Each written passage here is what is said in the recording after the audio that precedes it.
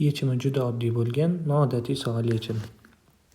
Agar 1 taqsim x plus 2026 teng 2026 bo'lsa, 1 taqsim x plus 2027 ning qiymatini toping deyapti. Dastlab belgi ifodaga diqqat qilamiz. Ya'ni 1 taqsim x plus 2026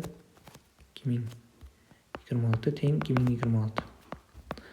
Bundan demak nimani topib olishim kerak? Daraja xossasini kasr xossasi bo'yicha, ya'ni 1 taqsim a teng b bo'lsa, bundan 1 taqsim b teng a degan narsa kelib chiqar edi. Ya'ni bu ikkalasi o'rin almashyapti mana.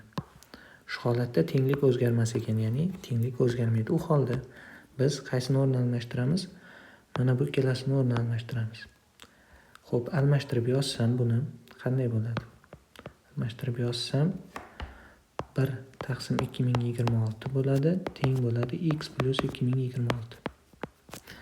Xo'p, endi topishimiz kerak bo'lgan ifodani yozib olaman. 1 taqsim x plus 2027. Bu yerda 2027 ni diqqat qilamiz. 2027 ni mana buni x plus 2026 plus 1 qilib yozib olsam bo'ladi. Ya'ni 2027 ni 2026 plus 1 qilib yozdim. Endi mana bu ifodaga diqqat qilamiz.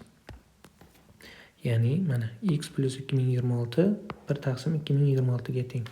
Mana bu yerda ham x plus 2026 bor. Demak, o'rniga 1 taqsim 2026 ni qo'ya olar ekanman. 1 taqsim demak 1 taqsim 2026 x plus 2026 o'rniga va plus 1.